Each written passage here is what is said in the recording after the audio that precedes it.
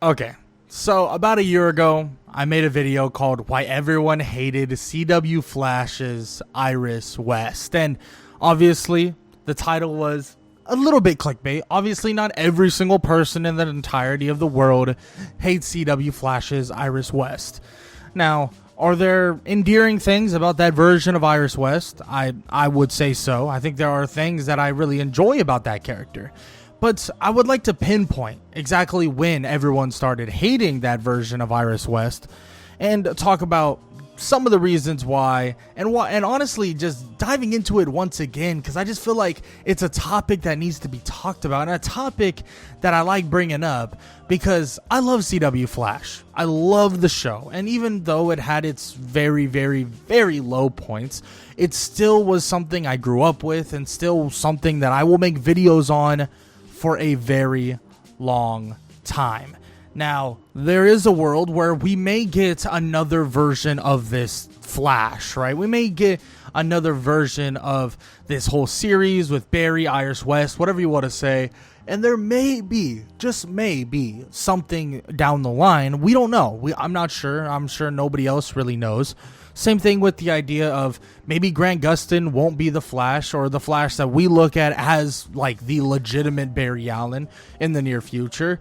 But of course, this is still a topic I like talking about now because I'm a big fan of just talking about relationships and comics and anime and various things. And you could call me lonely, you can call me whatever you want, and frankly, it's probably and mostly true. But CW Flash's Iris West just never hits the nail on the head. And when did everyone start hating her? Well, I think we could all agree it's the "We Are the Flash" moment. But there's other moments within that series or within the series as a whole that makes you annoyed, right? That makes you frustrated, that makes you really question, like, what is wrong with this version of Iris West? And I want to make this very clear. I have nothing against the actress, and I brought this up before. And I even brought up this idea of race swapping and how I don't really care about it. Now, I will admit, during certain circumstances, there probably shouldn't be race swapping, and there probably shouldn't be this or that, depending on if the original character is supposed to be a specific race or the original character is of a specific region. It's probably not the best idea to race swap, but I just don't think if you're making a character, that's the biggest point of contention. That is the biggest reason why or why not you should have an actress or not. I think at the end of the day that Candice Patton, if she was good enough to be Iris West and they believe that to be the case, then that is completely fine. It don't matter what race or whatever, how she looks. Iris West is Iris West. And she still was, to an extent, the Iris West that we like talking about. But the "We Are the Flash" moment is something that a lot of us really hated. It felt like it downplayed Barry's individual journey and really, I think, popped out this idea in our head that really Barry Allen isn't necessarily a solo hero, but Iris West was never part of the hero journey. Iris West was always the love interest of Barry Allen. Now, did she play a special role?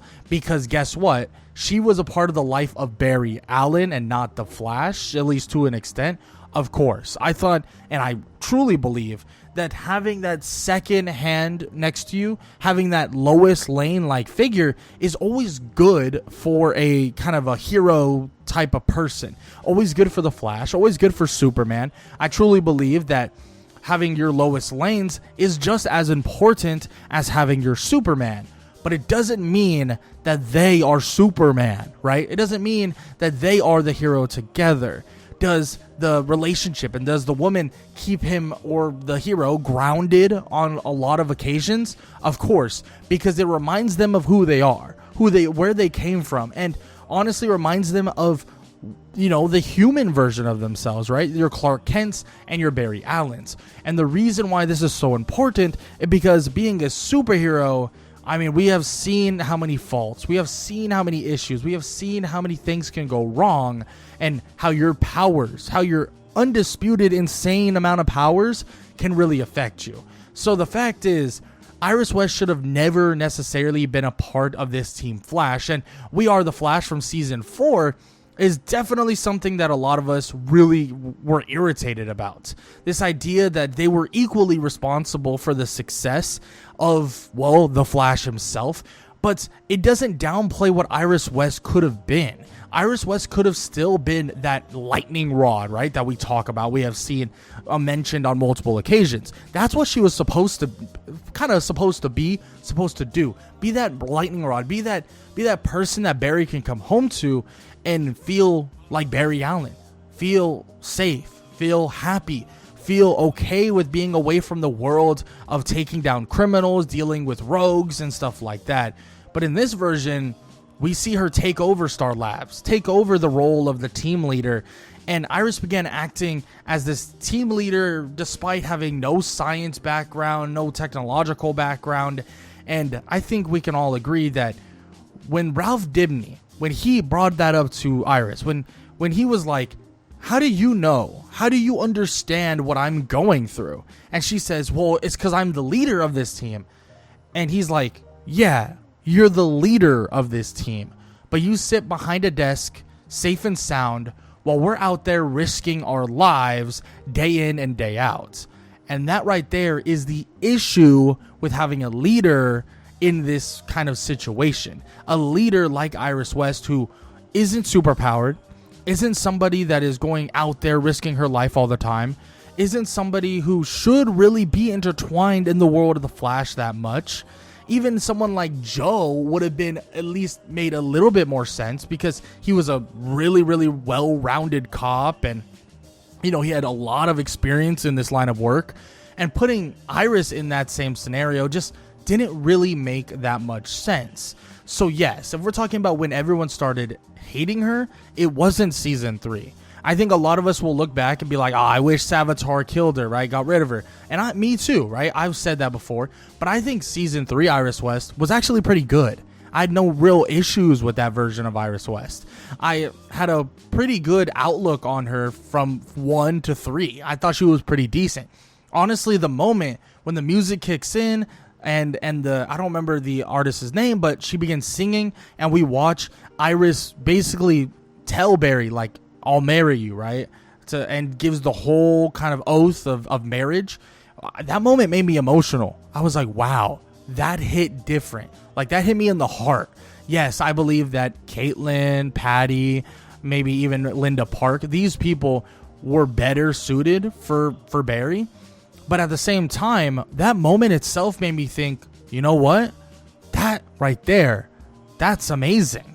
That was amazing, right?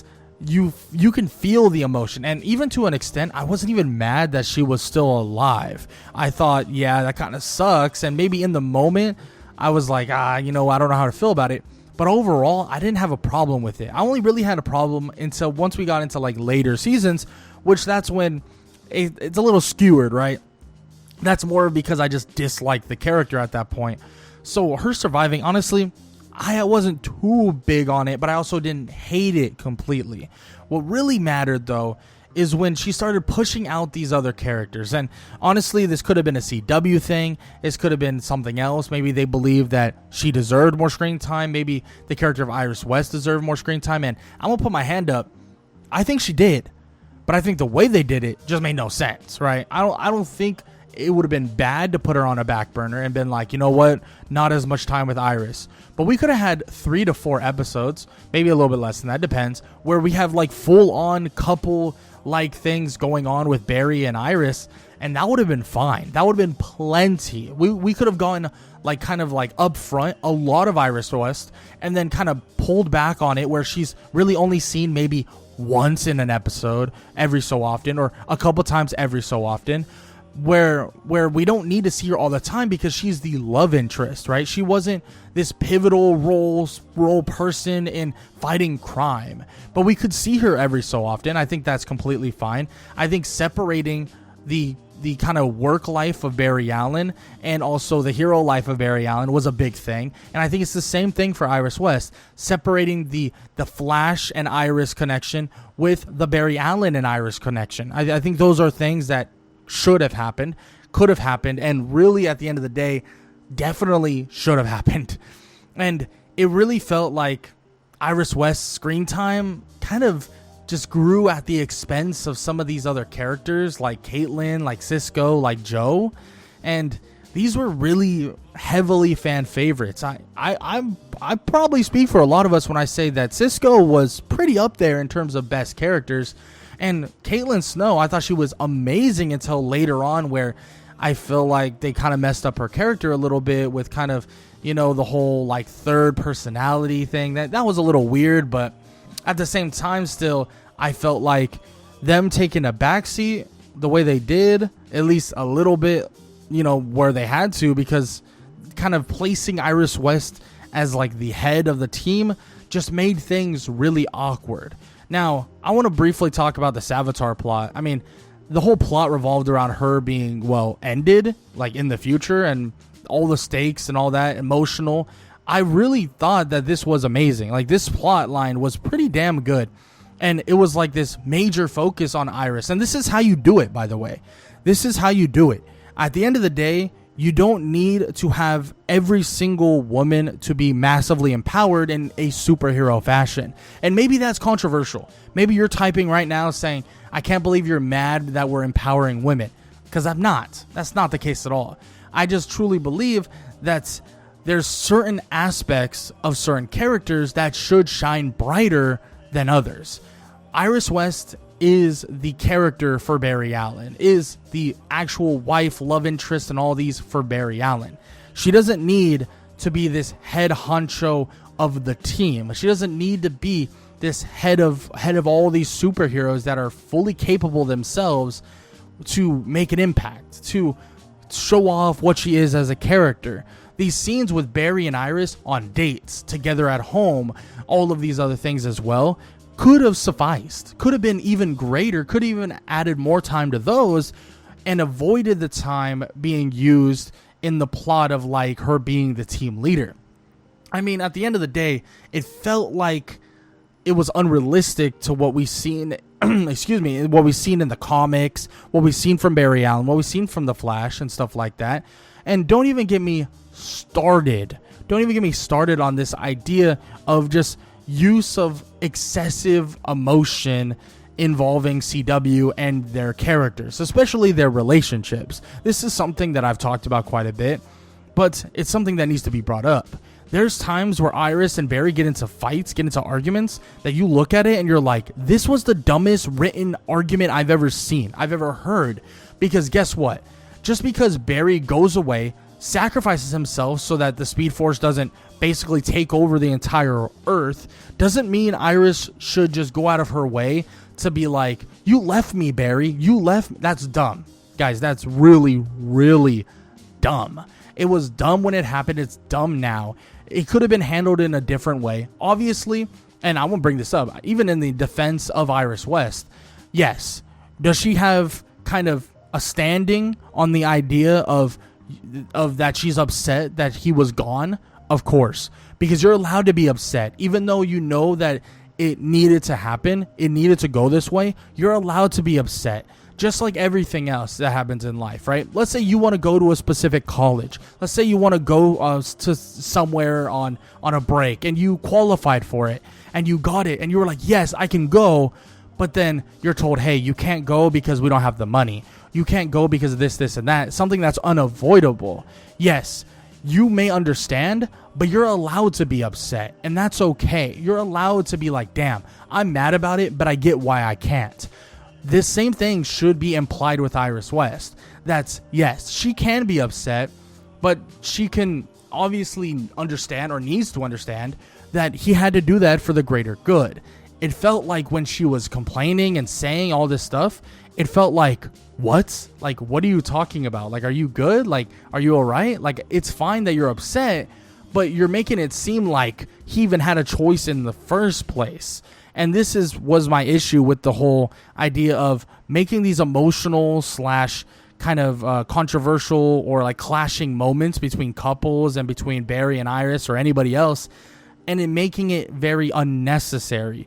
She could have been like, Barry, you don't understand how bad it hurt me when you had to leave. Yes, I get it. I know why you had to leave, and I get it, but I want you to understand that I missed you so much. It hurt me so bad not being around you, so we decided to bring you back, right? Like, that's why.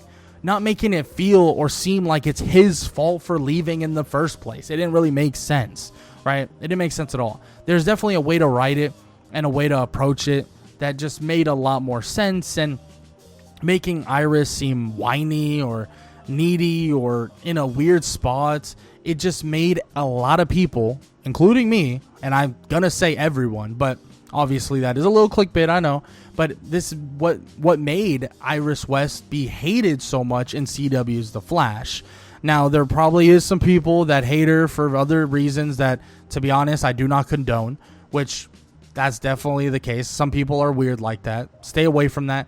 But let's try to look at it, objectively, in terms of what we believe about the character and what she does. By all means, I don't believe that Iris West is a bad character in CW's The Flash. I just think that there's issues, a lot of issues with the character and how it's portrayed past season 3, and maybe even within those first 3 seasons as well, just a little bit. But since we don't get a ton of her, we just don't see the issues as much. Now, with that said, I would love to hear what you guys have to say. I definitely wanted to revisit this topic. Might be the last time I do it. Might not be the last time I do it. You know me. I love talking about CW Flash, and I love talking about the Iris West that I, get upset with so damn much. But with that said, I hope you guys enjoyed. If you did, leave a like, leave a sub, leave a comment down below, all that good stuff. Hope you guys enjoyed the video. And if you did enjoy the video, YouTube believes you'll enjoy this one, so might as well go check it out.